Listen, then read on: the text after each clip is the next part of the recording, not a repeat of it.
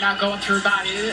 Shouldn't have to go against biological men. Just can you expand your viewpoint on that? I mean, I think I said what I said. I think it's kind of common sense. And I think I'll always believe in that. I think it's really important to protect children. But what happened to loving girls who are born biologically as girls? What about their rights? What about fairness associated to them? Leah Thomas, I'm gonna keep bringing that name up. 400 plus in the world competing as a male.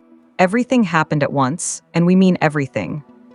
Sophie Cunningham stepped in front of a microphone and said what nobody in this league has been brave enough to say out loud for years. The calls for her suspension came within hours. The media fired up.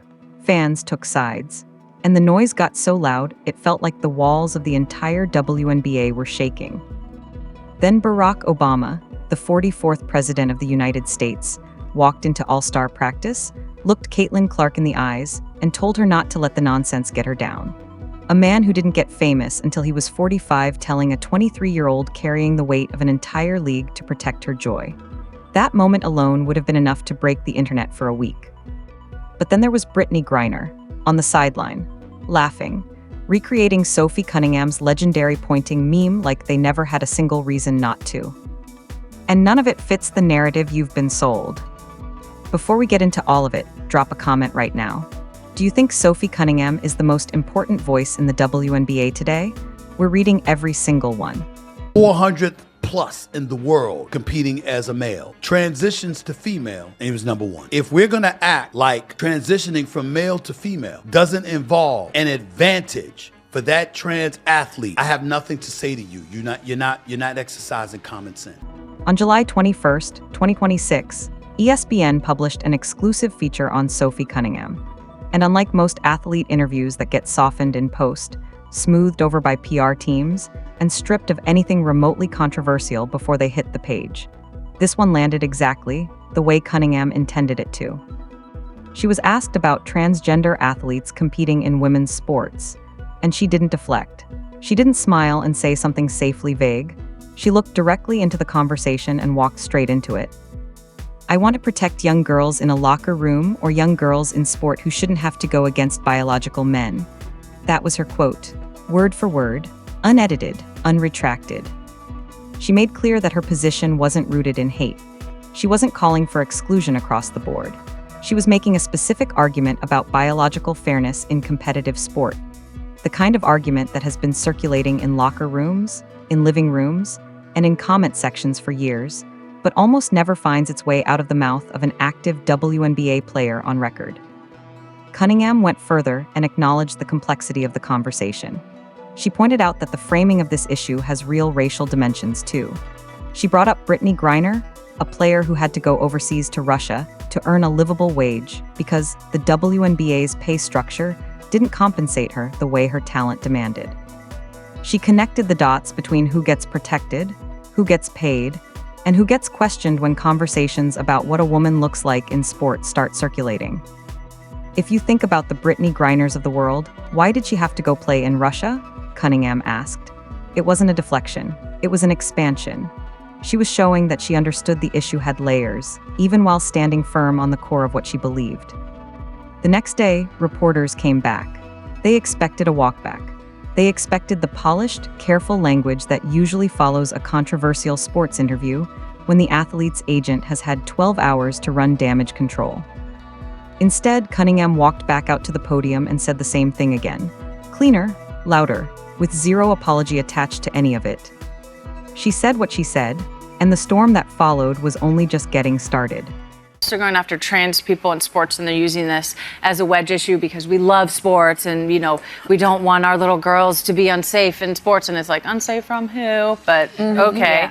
Yeah. But now we're using this as like an overarching thing when really what we're attacking women. We're saying, if you look like this as a woman, you can play. You know what that means. Black girls are going to get questioned more, and they're going to get questioned first. The reaction was immediate. Within hours of the ESPN feature going live, the calls for league action started rolling in. Outlets began framing Cunningham's comments as harmful. Social media lit up on both sides, and then one particular headline cut through all the noise in a way that was impossible to ignore. Punishment must be equal. That was the framing from one outlet that drew a direct comparison between Cunningham's statement, about protecting women in sport and technical foul-level offenses, arguing that if the WNBA was going to enforce standards of conduct, her words should carry consequences equivalent to on-court violations. Here's where that argument collapsed under its own weight. Earlier this season, Alyssa Thomas threw a fist into Caitlyn Clark's throat. It was caught on camera. It was reviewed. The WNBA handed Thomas a one-game suspension. 1 game for a closed fist to another player's throat. And now the same voices calling for equal punishment want Sophie Cunningham suspended, not for anything physical, not for conduct on the court, but for saying in a published interview that she believes young girls in sport deserve protection from competing against biological males. Let that comparison breathe for a second. A fist to the throat, 1 game. Saying you want to protect girls in sport calls for suspension. The league's credibility on this question was already fragile. This comparison didn't help, and plenty of people noticed. What made it even more complicated was the reaction from outside the sport. This wasn't just a WNBA story anymore. Political commentators, sports analysts, parents who coach youth teams on weekends, all of them started weighing in. Because Cunningham hadn't just made a sports argument, she had made a values argument. And values arguments have a way of pulling everyone into the room whether they wanted to be there or not. There were parents of young female athletes who posted videos saying they agreed with every word she said. There were coaches at the youth level sharing the clip. There were former athletes who had been quietly holding the same opinion for years and suddenly felt like someone had finally said it for them. The pressure on the WNBA to respond was real. The pressure on Cunningham to fold was real. She didn't fold, not even slightly. Here's the thing about Sophie Cunningham that the outrage cycle tends to skip past every single time she becomes the story. This is not new behavior. This is not a one-off moment of bravery that came out of nowhere. This is a pattern, and the pattern has been visible for anyone paying attention. Cast your mind back to earlier this season, when Caitlyn Clark was taking hits that were getting flagged by fans, clipped, and circulated across every corner of the internet. And virtually nobody on the Indiana Fever roster was saying anything publicly about what they were watching happen to their teammate. Sophie Cunningham went on her podcast and said it plainly. They are definitely targeting her, and the league does nothing. No legal team reviewed that sentence before she said it. No PR strategist signed off on it. She just said what she believed to be true because she saw what everyone watching could see, and she refused to pretend otherwise. Then came the Dana Bonner moment. The 22-second point. The gesture that became a global meme faster than almost anything the WNBA has ever produced. Cunningham standing at half court, arm extended, finger directed at Bonner for a full 22 seconds of unbroken eye contact that basically dared anyone in that arena to tell her she was wrong. Max Holloway recreated it after a UFC title fight. Fans made merch. The internet made the image into 100 different edits. And through all of it, Cunningham didn't explain it, didn't clarify it, didn't release a statement walking it back. She let it stand exactly as it was. And now this, the ESPN interview, the next day press conference, the refusal to soften a single word even when the pressure to do exactly that was coming from multiple directions simultaneously. What Cunningham has built, deliberately or not, is a reputation as someone who says the thing that is actually on her mind, without running it through the filter of what the league, the media, or Twitter wants to hear. In a professional sports environment where athletes are coached from their teens to be careful, diplomatic, and brand safe at all times, that quality is extraordinarily rare. It also makes her unpredictable. And unpredictable players, when they have a platform, tend to become the most important voices in any room they walk into. Cunningham is in that room now, and the league has no idea what to do with her. And then came the image that nobody had on their bingo card. Before Indiana's final game before the All-Star break against the Connecticut Sun at Gainbridge Fieldhouse, cameras picked up a pregame moment that spread across every sports platform within the hour. Britney Griner, one of the most polarizing and discussed figures in the history of women's basketball, was standing on the sideline with Sophie Cunningham, and she was recreating the point. The same gesture, the extended arm, the finger, the whole thing. Griner doing Cunningham's legendary Dana Bonner point right there on the sideline, and both of them laughing about it like it was the most natural thing in the world. Because for them, it probably was.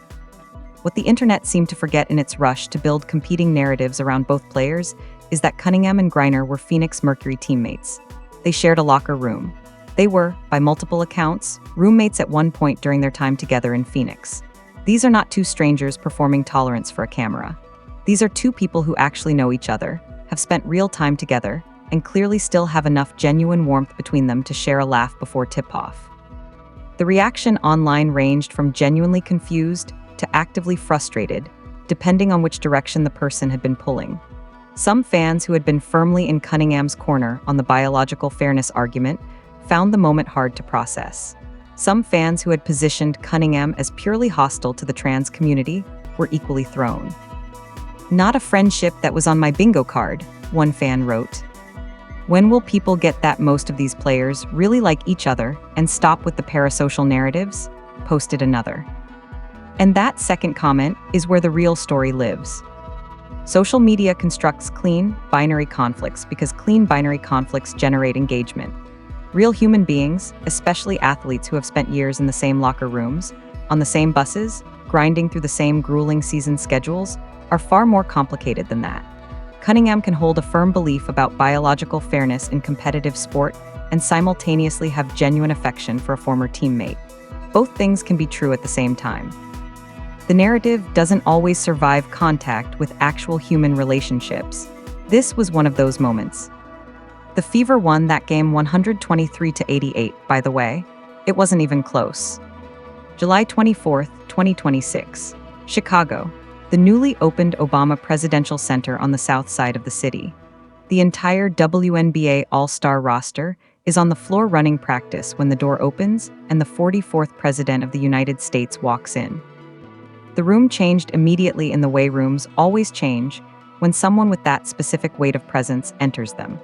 Players who have competed in front of sold-out arenas, who have handled pressure moments on the biggest stages women's basketball has ever seen, suddenly found themselves experiencing something closer to what Caitlyn Clark later described as getting sweaty palms. Clark herself admitted it. She said she got clammy hands. She said she asked for a photo, which, as she noted, is typically the question that goes the other direction.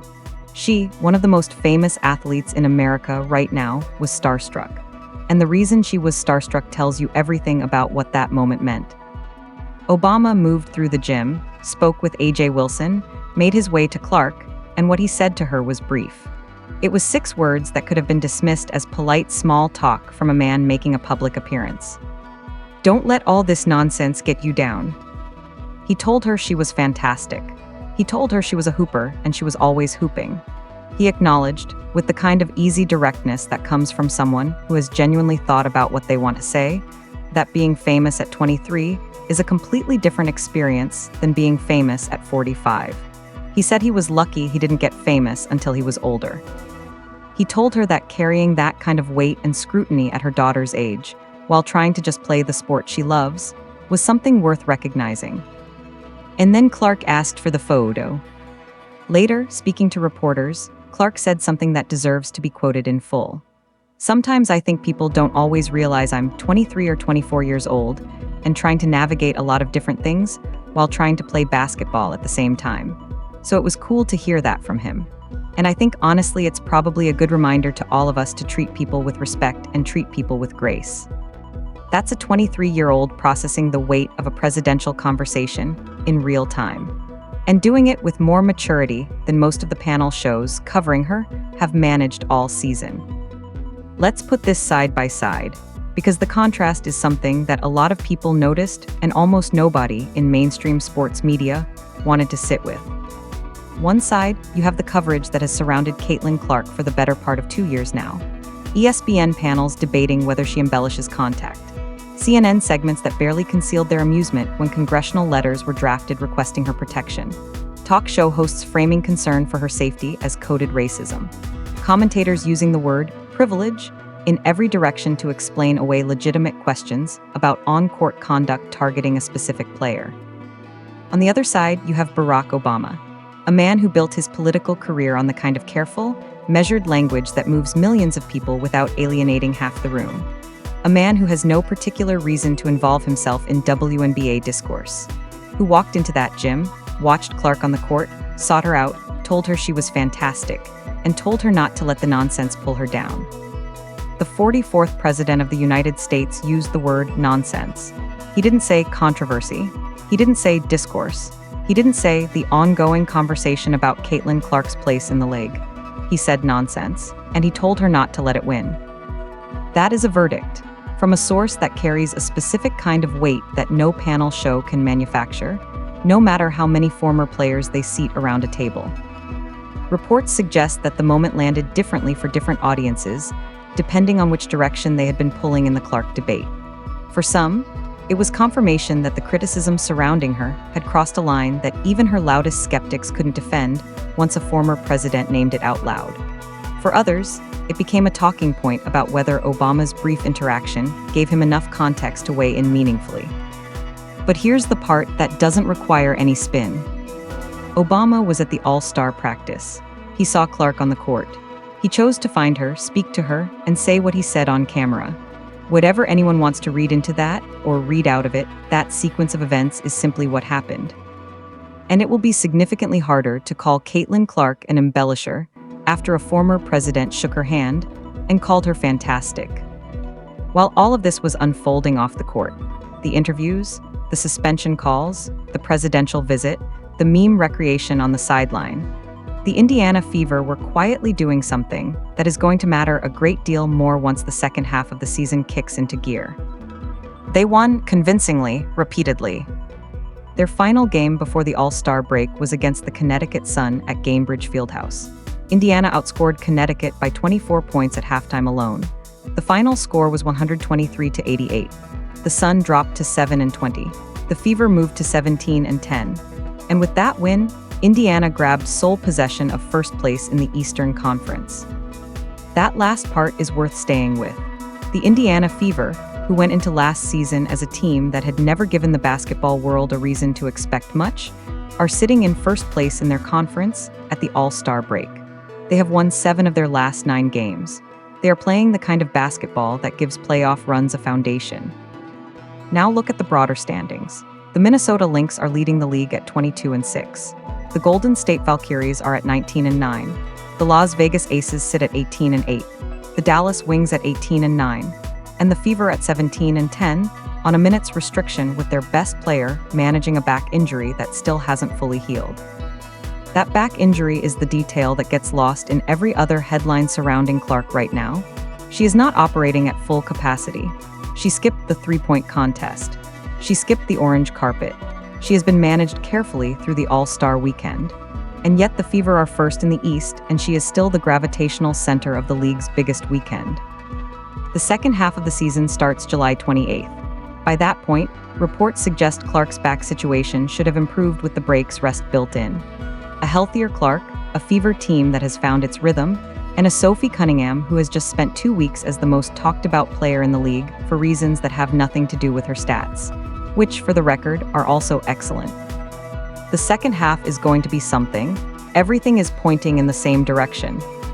So here's where we land after all of it. Sophie Cunningham said what she said. She didn't take it back. She didn't soften it. She stood on it in front of a microphone, walked back out the next day, and stood on it again.